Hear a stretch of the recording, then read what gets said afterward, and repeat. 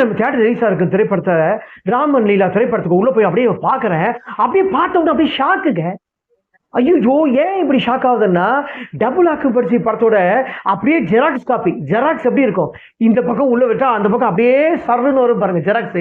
அந்த மாதிரி வந்து ஒரு ஜெராக்ஸ் எடுத்து வச்சிருக்காங்க இந்த திரைப்படத்தை. அதாவது டபுள் ஆக்குபன்சி திரைப்படத்தை யாராவது பப்ளிக் ஜனங்க ஆடியன்ஸுக்கு யாராவது பார்க்காம இருந்திருந்தாங்கன்னா இந்த திரைப்படத்தை ராமன் லீலா திரைப்படத்தை ஒரு புதுமையான கதை, புதுமையான கண்டென்ட் அப்படின்னு சொல்லுவாங்க. உள்ள பார்த்தா ஐயோ அப்படியே ஆடிட்டா கைச்சிக்க. ஐயோ தாத்தா, ஐயோ என் காசே போச்சே, என் காசே போச்சே, என் காசே போச்சே அப்படின்னு சொல்லி ஆடிட்டாக்கே வந்துச்சு. அப்படி இந்த திரைப்படத்தில் என்னதான் சொல்ல வந்தா நினைக்கிறீங்களா? இந்த திரைப்படத்தோட கதை முழுசா என்ன பார்க்கறதுக்கு முன்னாடி கல்லா படிக்காம யூடியூப் சேனலை மறக்காம சப்ஸ்கிரைப் பண்ணுங்க, லைக் பண்ணுங்க, ஷேர் பண்ணுங்க, வீடியோ மறக்காம முழுசா ஸ்கிப் பண்ணாம பாருங்க.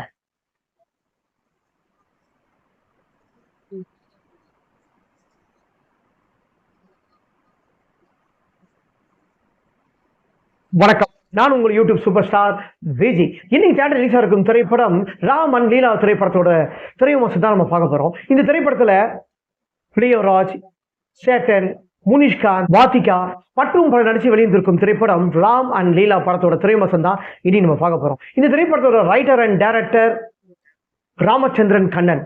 இந்த திரைப்படத்தோட தயாரிப்பு ரவீந்திரன். இந்த திரைப்படத்தோட இசை அங்கித் மேனன்.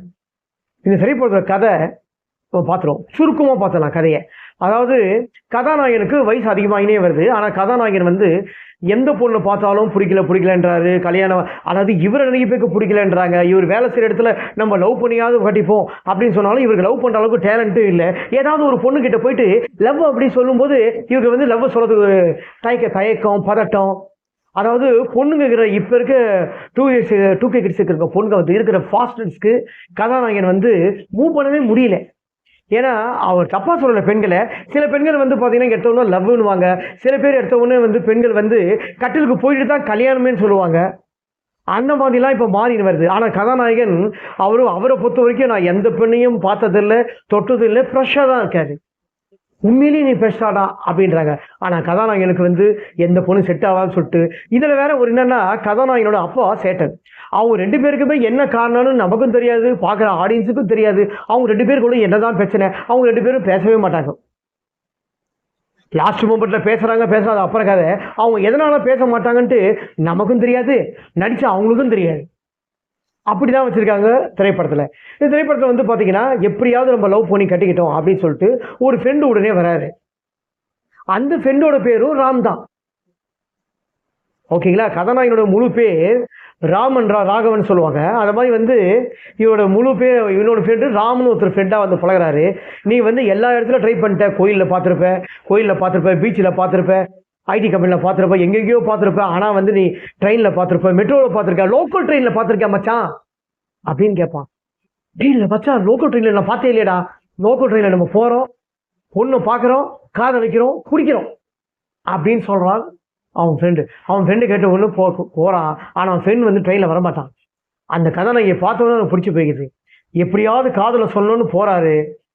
அவளே வந்து கை கொடுத்து உங்கள் பேர் எனக்கு ராமன் தெரியும், 2 மாதம் இல்லை 2 மாதம் 6 நாளாக நீங்கள் வந்து என்னை நீங்கள் பின்னாடி ஃபாலோ பண்ணிட்டு வரீங்க அப்படின்னு சொல்கிறாரு. 2 பேர் லவ் பண்ணுறாங்க, கட்டிக்கிறாங்க. ஆனால் கதாநாயகிக்கு என்ன பிரச்சனைன்னு தெரியல. கதாநாயகி நான் 6 மணிக்கு மேலே எங்கேயுமே யாரும் நான் மீட் பண்ண மாட்டேன், தியேட்டருக்கு வரமாட்டேன், உங்கள் கூட எங்கேயும் போக மாட்டேன், 6 மணி ஆனால் நான் வீட்டுக்கு போயிடுவேன், என் குடும்பத்தில் இருக்கவங்க அந்த அளவுக்கு ஸ்ட்ரிக்டாக வளர்த்துருக்காங்க அப்படின்னாங்க. இப்படிப்பட்ட இந்த காலத்தில் ஒரு பொண்ணு சிட்டு எனக்கு தெரியலையே, அப்படிப்பட்ட சிட்டான பொண்ணாப்பா அப்படின்றான். ஆனால் இந்த ஃப்ரெண்டு என்ன பண்ணுறான், நைட்டில் மட்டும்தான் வரான், பகலில் வரமாட்டான். என்னதான் ஒரு பிரச்சனை அப்படின்னு சொல்லிட்டு கதாநாயகன் வந்து ரொம்ப யோசிக்கிறான். கடைசியில் பார்த்தா இந்த திரைப்படம் டபுள் ஆக்குபன்சி திரைப்படத்தை வந்து யாரும் மறந்துருக்க மாட்டாங்க. டபுள் ஆக்குபன்சி திரைப்படம் வந்து சமீர கொஞ்ச காலமாக தான் அந்த படம் ரிலீஸ் ஆச்சு. ஜஸ்ட் ஒரு 3 வீக்ஸ் 4 வீக்ஸ் கிட்ட இருக்கும், 1 மந்த் கிட்ட இருக்கு அந்த திரைப்படம் ரிலீஸ் ஆகி.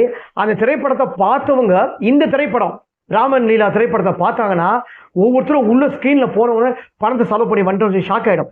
படம் நல்லா இருக்கு, காமெடியாக இருக்குது, அது அப்புறம். ஆனால் சேம் கதை, சேம் கண்டென்ட். ஏன் சேம் கண்டென்ட் சொல்கிறேன்னா டபுள் ஆக்குபன்சி திரைப்படத்தில் வந்து வேற ஒரு மூலமாக கதை சொல்லியிருப்பாங்க. அதாவது காலையில் ஆனால் பொண்ணாம் ஆயிடுவான், ராத்திரியானா பையனாம ஆயிடுவான். இப்படிதான் இந்த கதை இருக்கும். அந்த கதை அப்படிதான். சேம் இதுவும் அப்படிதான். கதாநாயகி காலையிலேருந்து சாயங்காலம் 6 மணி வரைக்கும் பொண்ணு. 6 மணிக்கு மேலே அவன் கூட கதாநாயக, அதாவது ராம் கூட பழகிற இன்னொன்று ஃப்ரெண்டு, அந்த ஃப்ரெண்டு தான் 6 மணிக்கு மேலே ஃப்ரெண்டு. அதனால தான் இவங்க 2 பேரும் நைட்டில் வர மாட்டாங்க.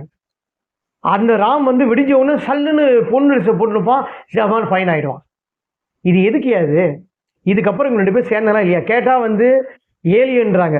ஏலியன் இதில் வந்து நான் வம்சத்தில் சேர்ந்தவன், அதனால இப்படி மாறிட்டேன்றாங்க. அதில் டபுள் ஆக்குபன்சி திரைப்படத்தில் வேற விதமாக சொல்லியிருப்பாங்க. ஸோ இந்த 2 படத்தோட கண்டென்ட்டு சேம், ஒரே கண்டென்ட்டு. அதனாலேயே இந்த திரைப்படம் வந்து ராமன் லீலா வந்து நிறைய பேர் பார்க்கறதுக்கு வாய்ப்பு இல்லை. இந்த திரைப்படத்தை தெரியாமல் தான் உள்ளே போயிட்டேன்னு.